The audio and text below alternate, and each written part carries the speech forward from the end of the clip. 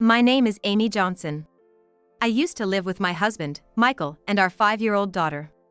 One day, I decided to go to a fancy sushi restaurant with my mom, something we hadn't done in a while. That day, my daughter was having a sleepover at a friend's house. As we were enjoying the luxurious sushi, I overheard a familiar voice from the private room next door. Nothing beats expensive sushi, right? Michael, you must be happy to eat something delicious for a change. Absolutely. Being forced to eat Amy's terrible cooking all the time, I was really sick of it.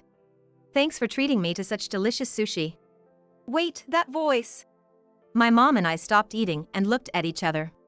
Peeking into the next private room, to my shock, there was my mother-in-law and husband.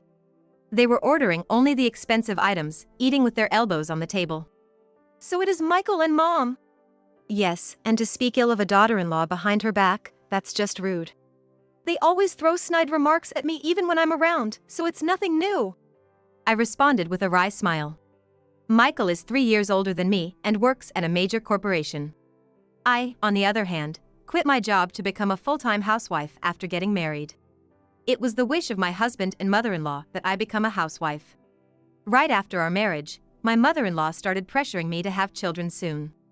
Luckily, I was able to conceive easily and found out I was pregnant within 2 months of trying. My mother-in-law was initially happy about the pregnancy, but her attitude changed drastically when she found out it was a girl. A girl? What were you thinking? I wanted a male heir. But I can't choose the gender, and girls are cute too, right? Cute? Girls eventually get married and leave, they're of no benefit to us. Make sure the next one is a boy. My husband was also disappointed that our child was a girl. Mom wanted a boy so badly, and you gave birth to a girl? Girls just mean more expenses. That's no way to talk about your own child. Shut up, you're such a disappointment. Michael changed soon after our marriage. He used to be manly, protective, and always led the way when we were dating. But after marriage, he became a puppet to his mother, joining her in attacking me. This behavior didn't change even after our daughter was born, only getting worse with time. Our marriage deteriorated, and Michael gradually stopped coming home. Our young daughter was worried about us. Thinking I wasn't there, my mother-in-law and husband continued to badmouth me while making eating noises. The sushi was utterly ruined for me. After listening to them for a while, they started discussing something more sinister. So, how's Kate? Is the baby developing well? Everything seems fine.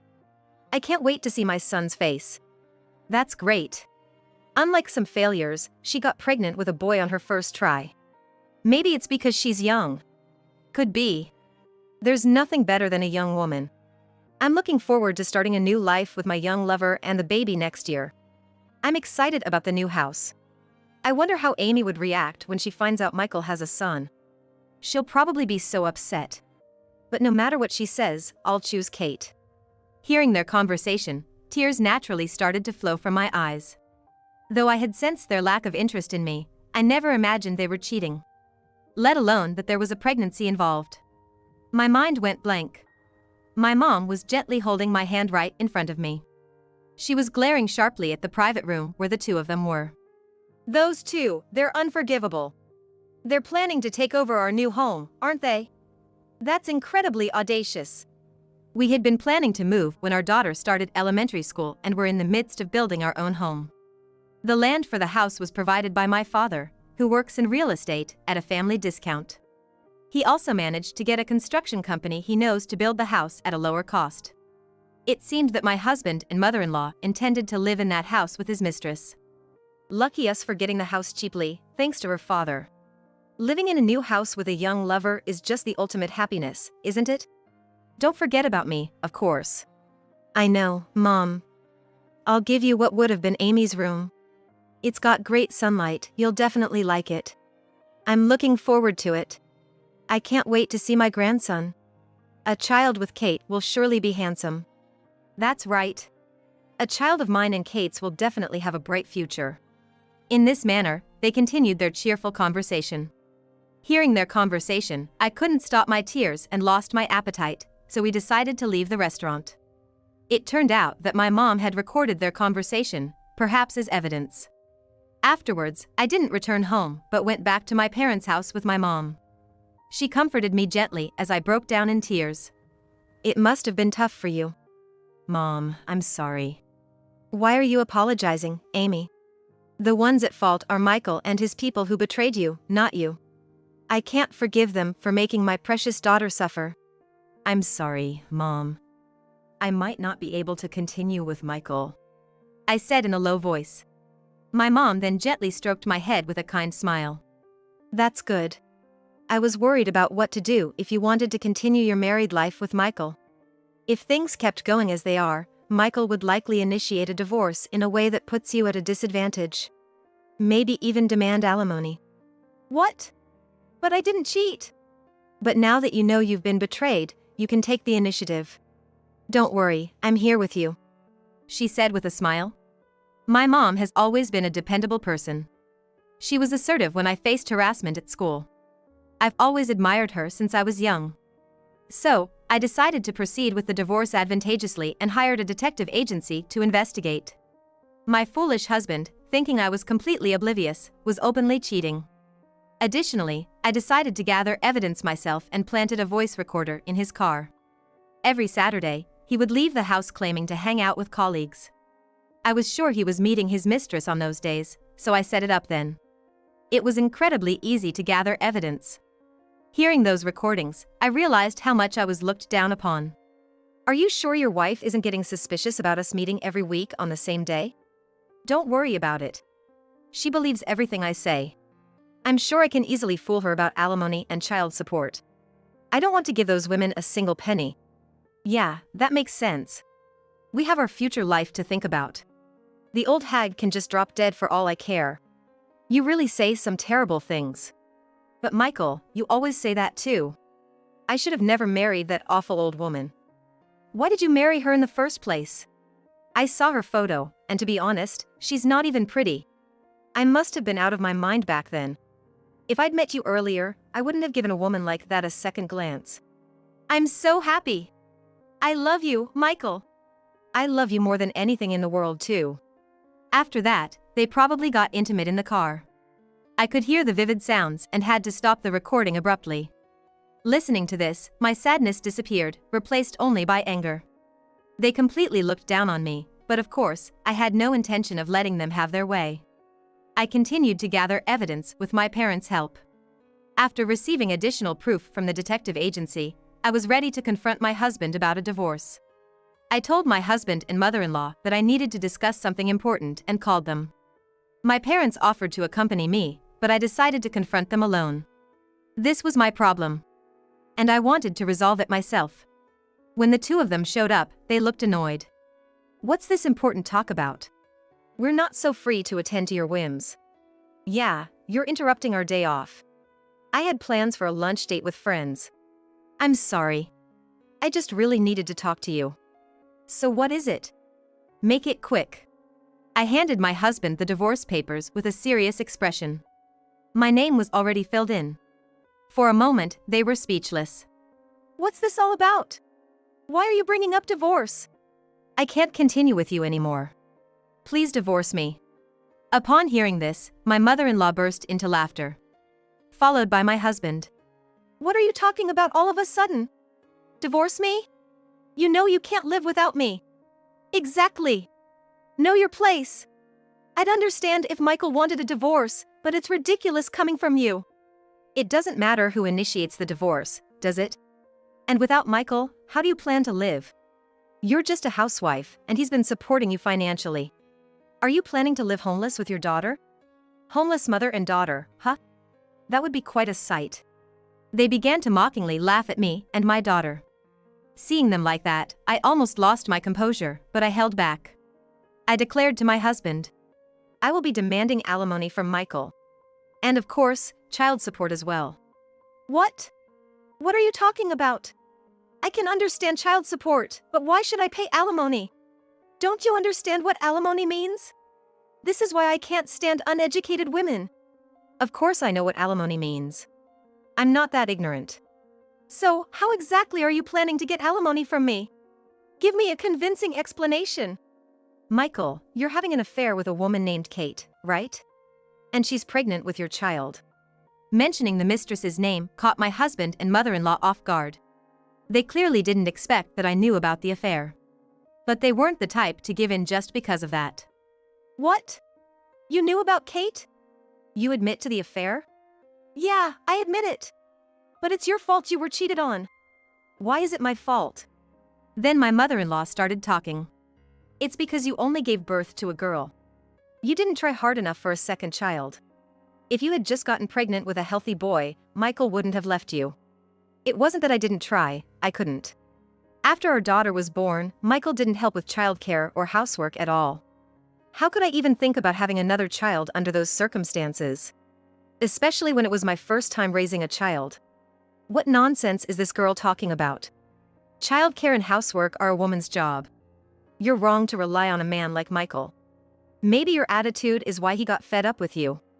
Hearing my mother-in-law defend her son, who cheated and impregnated another woman, I was more astonished than angry. I couldn't believe I had put up with such unreasonable people for so long. My husband continued to berate me. You gave up being a woman after marriage. You stopped wearing makeup, and after giving birth, you quickly aged. Who would want to have a child with an old hag? It's your fault for losing your feminine charm. True, after childbirth, I stopped focusing much on makeup or hairstyles. But I maintained basic grooming. Many women gain weight after childbirth, but I was careful not to. However, it seemed my husband never noticed these efforts. Caught up with his young mistress, he had no interest in me. Continuing to mock me, I made a request. Can you bring Kate here? I'd like to meet her. What? Why? She knew you were married and still had an affair, right? She also has a responsibility. I want to have a talk with her. Meeting Kate will only hurt you more, you know? Why would that be? Well, Kate is young and has a great figure, unlike you. Plus, she's carrying a boy in her belly, something you couldn't give me. You might just lose it out of jealousy. I don't care about that, just call her, please. As I spoke coldly, my husband seemed displeased that I didn't react the way he expected. He clicked his tongue in annoyance. Then, while glancing at me intermittently, he started calling his mistress. He deliberately put the phone on speaker mode so I could hear their conversation. Hey, what's up? Are you coming over today? I need to apologize to Kate about something. What? What's going on? I'm scared. Turns out my wife found out about us. I want you to come over, is that okay? Meeting your wife? That's scary. It's fine. I love you, Kate, and I'll protect you. If that's the case, I'm relieved. I've wanted to meet her too, so sure. Kate's voice sounded naive. Hearing her talk irritated me. As you heard, she'll be coming over. Don't you dare lay a hand on her. Don't worry, I won't stoop to violence. About 30 minutes later, Kate arrived at our house. She was dressed inappropriately for the situation, in a shoulder-bearing shirt and a miniskirt. She was a 25-year-old temp worker at my husband's company. We invited her in to continue the discussion. Despite my presence, my husband and his mistress began to flirt with each other. Kate is young and attractive, unlike someone else here. Even pregnant, she takes care of her appearance. Hey, don't say that, you'll make your wife angry. Oh, I guess she's not your wife anymore. Sorry for taking your husband. Kate smirked at me, clearly looking down on me. Then my mother-in-law compared us. Kate is young and beautiful, unlike Amy. Plus, she's giving us the boy we always wanted. She's feminine and charming, unlike someone else here. I really like her. I'm so happy to hear that from you. I like you too. They were flaunting their relationship as if to show off to me. But I wasn't affected by their display. I turned to my husband and Kate and resumed the conversation. I'm sure you're aware, but I'll be seeking alimony from both of you. Alimony? You're still on about that? Did you think you could just come up with some excuse to avoid paying alimony? Did you think if you manipulated me enough, you wouldn't have to pay? Hey, wife, you're scary. As I pressed them, Kate dramatically clung to my husband, who soothingly stroked her head. It's okay, I'll protect you, Kate. My husband said, uttering such a cheesy line that it made my skin crawl. How did I ever fall in love with and choose to marry such a man? Now, I couldn't understand why I married him in the first place. You do understand that if a married person commits adultery, they are obliged to pay alimony, right? Kate knew you were married and still got involved with you, correct? I have the right to demand alimony from both of you. Sure, we're together, but do you have any physical evidence? You think I don't have anything? I have all the evidence I need. I laid out the investigation report from the detective agency and photos of their affair on the table. I also played the recordings from the car and the conversation my mother had recorded at the sushi restaurant. My husband and mother-in-law were speechless, their eyes wide. How about that? I can do this much. You were at the sushi restaurant? Yes, I was at the next table. I heard familiar voices and was surprised to see you and your mother there, talking so loudly in the restaurant. Seriously? No way. My husband seemed visibly shaken by this revelation. My mother-in-law, too, was speechless, probably trying to think of a way to escape paying alimony. Then Kate spoke up, seemingly oblivious to the seriousness of the situation. Even if we have to pay alimony, we have the new house, so it's no big deal. If we run out of money, we can just sell the house. It's quite a mansion, after all, it should sell for a good price. Her smug attitude was more irritating than infuriating. I decided to enlighten her about a certain truth. You seem to be making plans for that house, but I won't let you have it, I said. What are you talking about? My husband retorted. I'm the one who paid for that house, didn't I? You didn't pay anything and now you want to take over? Have you forgotten under whose name that house was built? Ah, my husband uttered, his face turning pale as he remembered the truth about the house's ownership. However, Kate, not grasping the situation, still thought she had the upper hand. I know you were looking forward to the new house, but please give up. It's going to be my home now. There's no place for you there. If you really want to live with us, maybe you can stay in a doghouse or something. Kate was laughing, but my husband was clearly panicking. What's gotten you so pale all of a sudden? Well, actually, that house was built under Amy's father's name. What does that mean? It means it won't belong to us. What? So we get nothing? Right, you both will only have the alimony to pay. And Michael, you will also pay child support for our daughter. As I informed them of this, my husband suddenly stood up, begging. Please! I intend to pay the alimony, but can we keep it around $20,000 for both of us? Don't decide that on your own. I'm going to let professionals determine the amount of alimony. I'll claim as much as I can squeeze out of you too. Please have mercy. I don't have the means to pay alimony right now, especially with a child on the way. It seems that my ex-husband had been spending a considerable amount on his mistress. He was never the type to save money, and with his show-off nature, he always wore only expensive items. He probably lavished his mistress with high-end brand gifts and extravagant dates. Indeed, working at a major corporation, he earned a higher salary compared to others his age. However, his expenses far exceeded his income, making it pointless. It appeared that he didn't even have savings of about $20,000 left. Realizing this, the mistress stood up, shocked and furious. Wait a minute. If you have no money, there's no point in marrying you. You've wasted my time. What are you talking about? That's my line. I chose you as a marriage partner because you seemed well off. If you don't have money, there's no point. And if we can't have the mansion, there's no reason to marry. I'm calling off the engagement. Are you serious? I had anticipated this turn of events, having learned a particular fact about her from the detective's investigation. Deciding to reveal the truth to my husband, who was sitting alone, shocked and distraught, I began to explain the reality of his mistress's actions. You know, Kate's been involved with 3 other men besides you, Michael. She chose you because you seemed the most financially stable, right? When I confronted her, she sighed heavily, no longer bothering to hide her true intentions. Yes, that's right. I chose you because you seemed like the best target. I intended to keep seeing other men even after marrying you. Are you kidding me? I thought you loved me.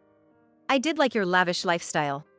But let's face it, you're a 38-year-old man, and you have a strong old man smell. You're not exactly the handsome older man type. I never saw you as a man in that way. But when I showed a bit of interest, you fell for it so easily, I figured I might as well take advantage of you.